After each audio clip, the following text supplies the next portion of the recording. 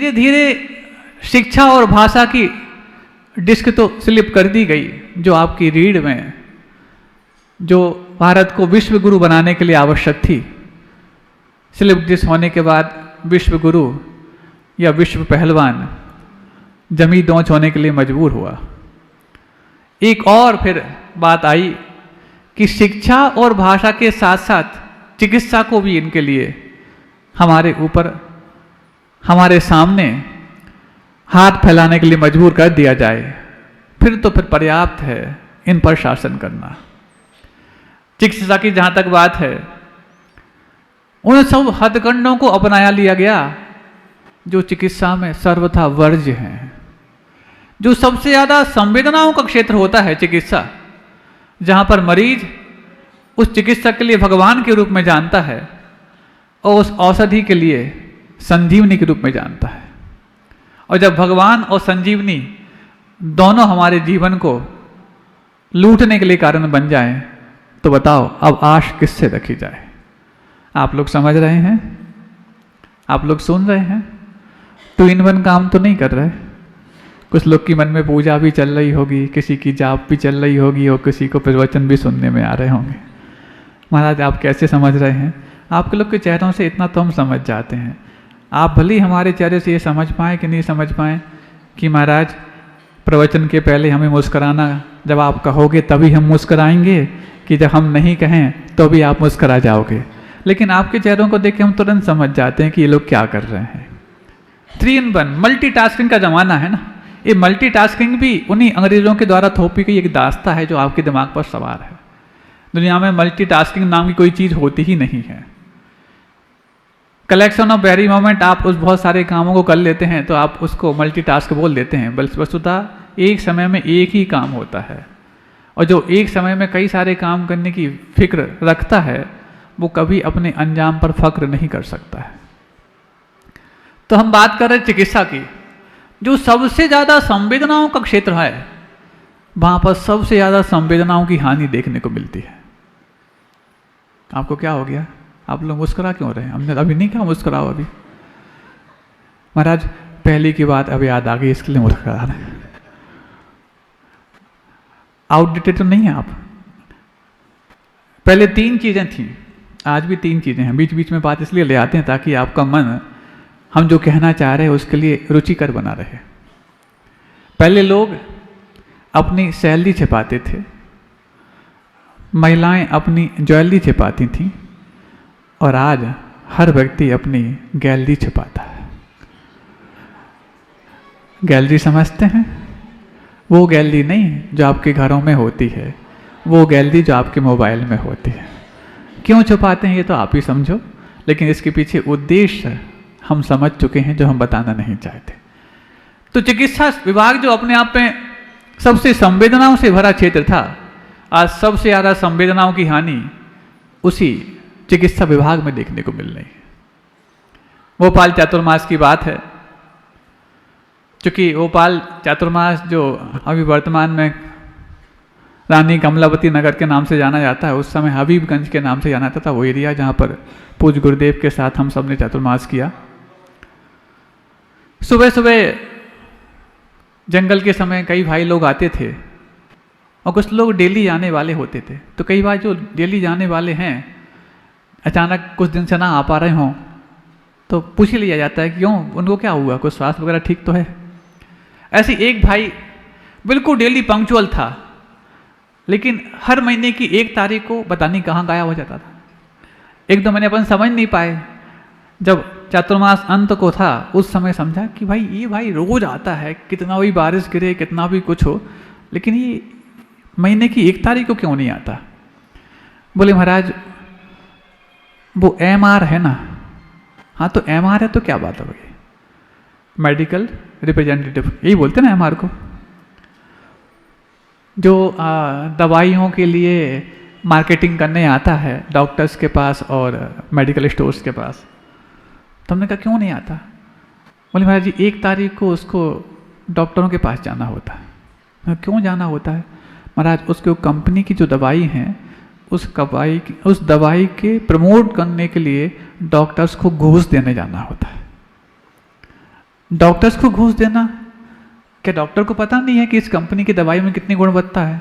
महाराज doctor को सब पता है, लेकिन एमआर को भी पता है कि डॉक्टर को जो पता है उस पता से अपने पते तक भेजने के लिए उसको एक चीज़ लगती है जिसका नाम सुविधा शुल्क हुआ करता है, जिसको एंटरटेनमेंट कहा जाता है नई भाषा में। सुविधा शुल्क तो पुराना शब्द हो गया, थोड़ा सा उनको एंटरटेन कर दो, सब ठीक हो जाएगा।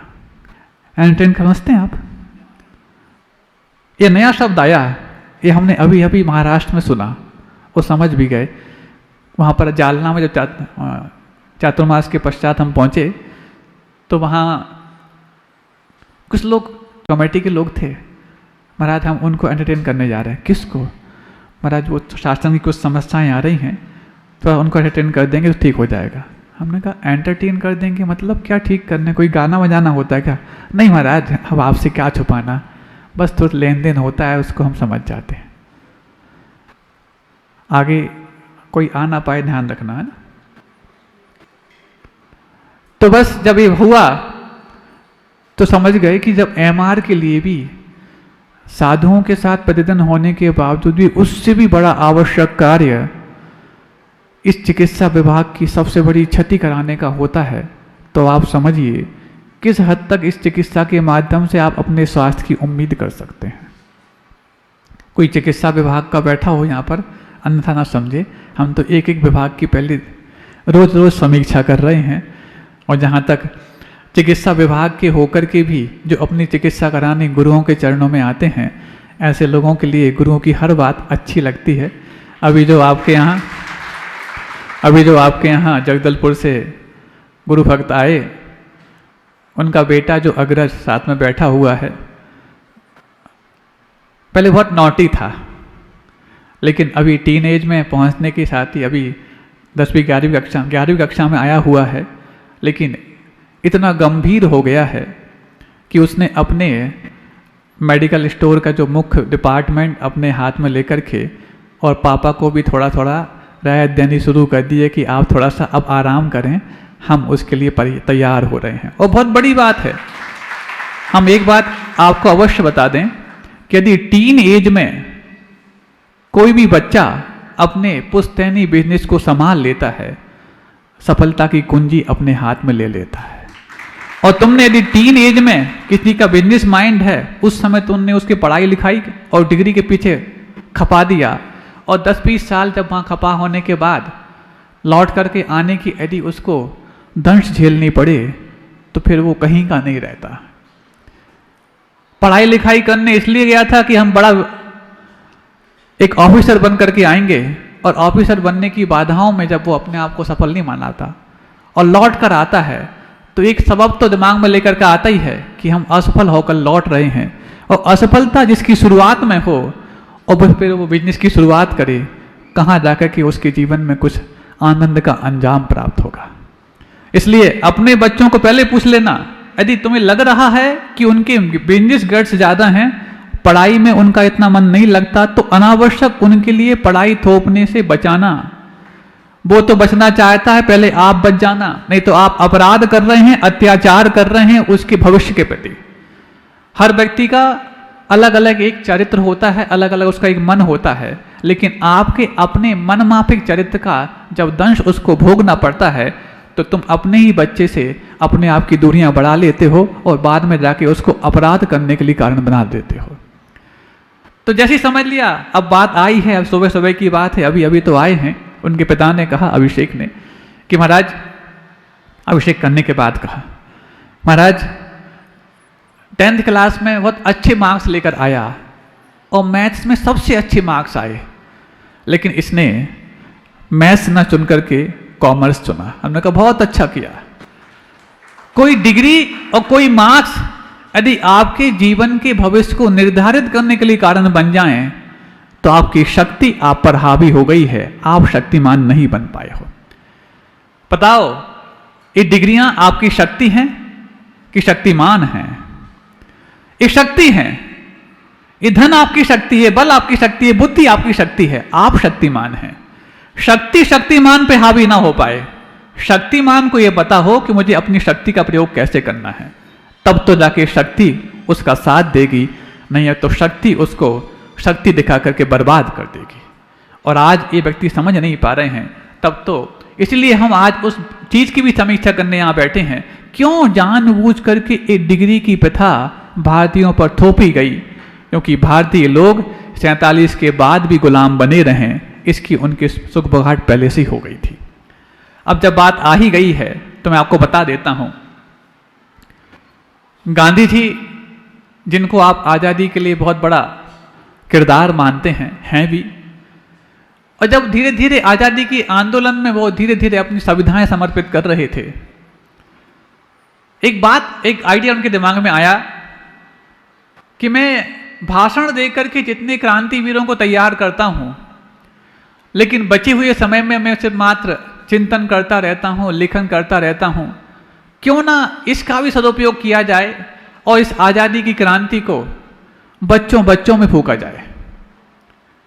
उन्होंने आइडिया निकाला, मैं पढ़ा लिखा तो हूँ ही, क्यों ना किसी विद्यालय में जाकर के मैं अध्यापन करूं और उन नन्ही सी पौध में सरफरोशी का जोश भरूं। उन्होंने तय कर लिया, अब मैं किसी बड़े विद्यालय जहां पर बच्चों की बहुत बड़ी स्ट्रेंथ होती है, वहां पर जाकर के मैं पढ़ाने का काम करूंगा। और उनको बहुत गौरव था कि मैं अच्छी डिग्री लेकर के विलायत से आया हूं, बैरिस्टर बन करके आया हूं, और मेरे पास इतनी मेधा तो है ही, जब मैं भाषण देता हूं तो लोग मुझसे प्रभावित होते हैं और तैयार हो जाते हैं देश की रक्षा के लिए।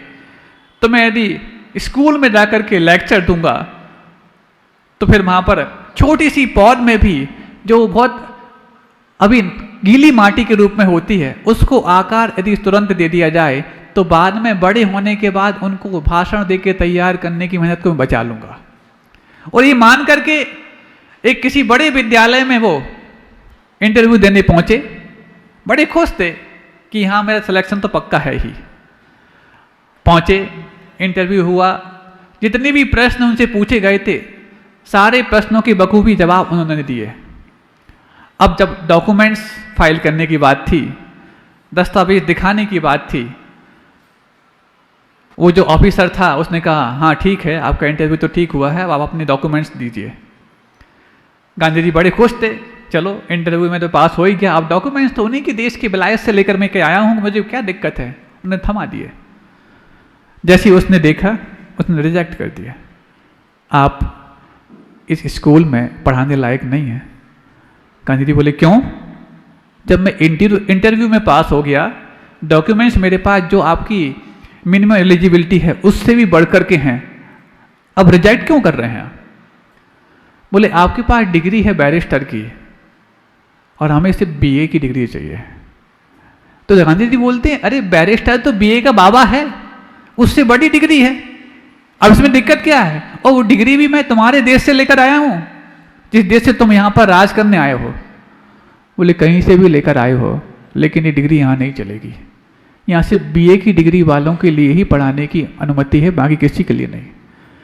तब गांधी जी के तार झंझनाए, ये तो सोची समझी साजिश है, यहाँ पर योग्यता का कोई अर्थ ही नहीं है, ना उसका मूल्यांकन होता, ये तो अपने मनमाफिक अपने लोगों को बड़े बड़े पदों पर नियुक्त कर पाएं, इसके लिए षड्यंत्र के रूप में डिग्री की प्रथा लेकर के आए हैं। सुन रहे हो आप लोग? आपके बच्चे जिस डिग्री के लिए मोहताज हो रहे हैं, उस डिग्री के लिए बनाने की शुरुआत कैसे हुई थी, इसको भी आप आंक लीजिए। तो क्या महाराज हम बच्चों को स्कूल से बाहर निकाल लें, कॉलेज से बाहर निकाल लें? निकाले हुए लोगों का उदाहरण हम पिछले दिनों दे चुके हैं।